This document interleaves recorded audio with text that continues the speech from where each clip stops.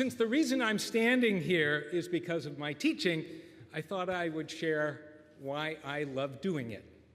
So here are 3 of the reasons I love to teach with personal anecdotes. Reason number 1 for why I love teaching: I get to learn a lot. Maybe this experience is familiar to you. You read, watch, or hear an explanation of something new to you, and you think, I got this. And then you go to explain this new thing to somebody else, and as you see their bewildered face, you realize, I don't got this. I had that feeling certainly after my son explained his doctoral research, just a second, murine immunity-related GTPase M proteins regulate immunity to intracellular infections to me. I actually thought, after his careful explanation, I got this. But when I tried to explain his research to somebody else, that I got this quickly dissolved into, I definitely don't got this. But I also experienced this I don't got it feeling when working on a product teaching electric current to 4th graders. How do I explain free electrons jumping from atom to atom? Nothing pushes your comprehension like taking responsibility for someone else's. You really need to understand the domain. I've taught math, social studies, and of course learning design over 40+ years in educational publishing business. I've been part of over 100 products covering topics across the domains. I have learned a lot of content deeply enough to begin to think about how someone else might understand it. Learning all that new stuff is awesome, but it's barely half of the job. I also needed to learn about the audience. What do they already know? What metaphors and analogies will make an abstract concept meaningful? What motivates and engages? As a teacher, I get to learn about people and how and why they do what they do. Cue personal anecdote.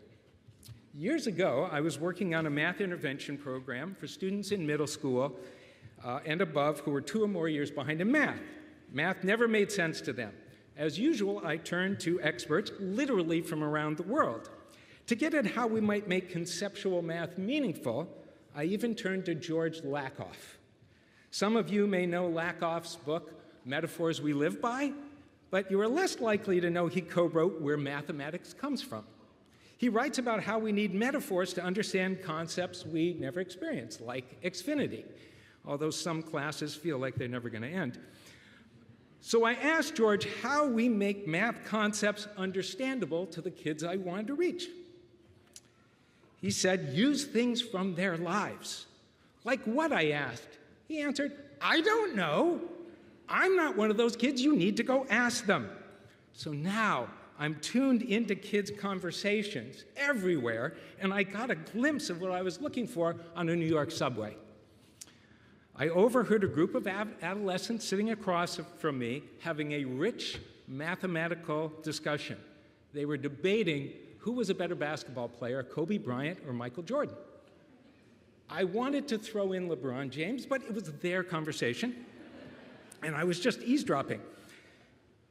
Although they weren't using any numbers, their debate showed mathematical thinking in action.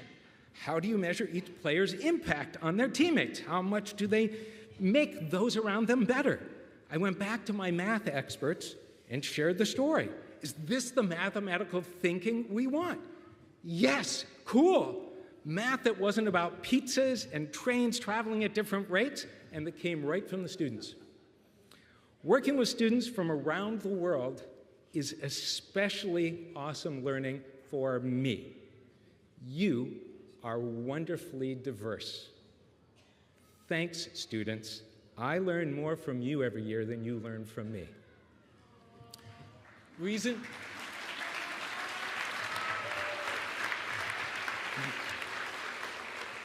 number 2 why I love teaching. I want to give a shout out to my 3D group this spring. Anybody here? Yes. You guys rocked. I loved it. Our topic was personalized learning, and I loved our conversations and willingness to disagree. So many different perspectives. we made this nice distinction between individualized education, giving each student the right challenge and content at the right time, and personalized education, tapping the interests and personal characteristics of each student to make learning more engaging and relevant. When the members of the 3D group, though, talked about classes that moved them, they weren't individualized or personalized, they were personal. There's a book, A Special Relationship, Our Teachers and How We Learn, that's an anthology of 70 noted Americans describing their special teachers. The stories describe teachers who made unrelenting demands on their pupils. You're going to do it or you're out. Teachers who showed a special interest in a student, teachers who commanded complete attention, and those who embraced playfulness. The pedagogies described varied widely, but one commonality ran through all of them: a sense of personal connection. Cue another personal anecdote. In 1997, I don't want to ask how many of you were alive then. Okay. Sebastian Junger published his first blockbuster book, The Perfect Storm, which was later made into a feature film starring George Clooney.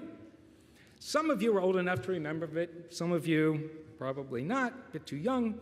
With The Perfect Storm, Junger was getting a lot of press. He was on all the talk shows, and this is a time before people had their own personal news feeds, so everybody knew Sebastian Junger. I was at a wedding on Cape Cod for one of the employees of Tom Snyder Productions, the company that I helped launch in the 1980s. Tom Snyder, the core founder, had been a beloved science and social studies teacher just down the street at Shady Hill Academy in Cambridge. And one of his students had been Sebastian Junger. At the wedding, I kidded Tom about being old, having a former student who is now a literary celebrity. What old means changes as you get older, you'll see. The morning after the wedding, I took a walk through the town, and who should be sitting at a table outside the local bookstore waiting to sign books? Sebastian Junger. I went into the store, I bought a book, The Perfect Storm, I brought it out to the table, I set it down in front, and I told Sebastian I had just been with his former fourth grade teacher, Tom Snyder. Suddenly, Sebastian's rugged, handsome face, Google it later, he had a rugged, handsome face. That face softened, his eyes widened, and he goes, does Mr. Snyder know that I wrote this? It was the sweetest thing. He wanted his fourth grade teacher to be proud of him.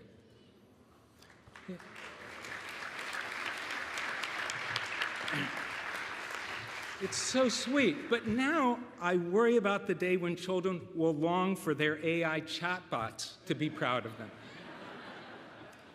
Maybe technology can productively individualize and personalize, but please, let's keep the personal human. I've spent a long, successful career in ed tech. The tech doesn't care. It can't. We can.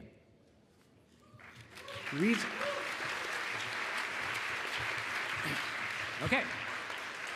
Reason number 3, last reason, but not the last reason, the last one I'm going to talk about, that I love teaching. You never know. Those of us who have been teachers can likely recount a story of someone approaching us at a conference or an event or even on the street and telling us how we changed their lives. And we say, oh, wow, and wonder, who are you? Junlei Lee can tell you all about the power of small acts. You just never know what and when something, an explanation, a touch on the shoulder, a compliment, a critique, will click. So I always try to be present and thankful. Cue final anecdote.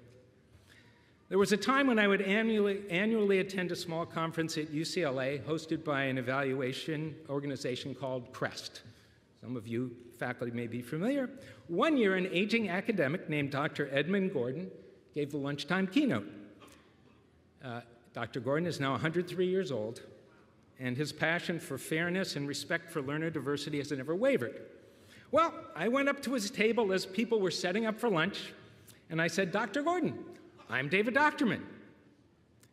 He looked at me, waiting for me to continue. I kidded him. I can't believe you don't recognize me. I was a student of yours in college over 40 years ago.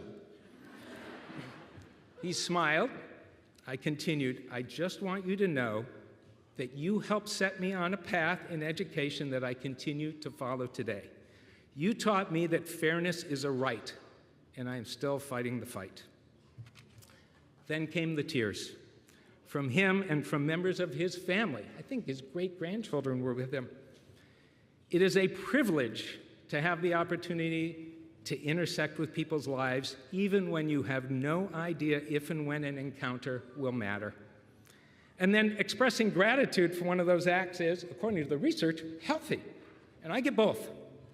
As a teacher, I get so many chances to unknowingly influence a life, hopefully in a positive way, and I get to acknowledge how much I learn each year from students and colleagues. And when I can, I get to thank a prior teacher too. I love to learn, I value the personal connections, and I thank you, parents, family members, friends, for sharing students with us, and I thank you, students, for all you have given me. Congratulations, class of 25.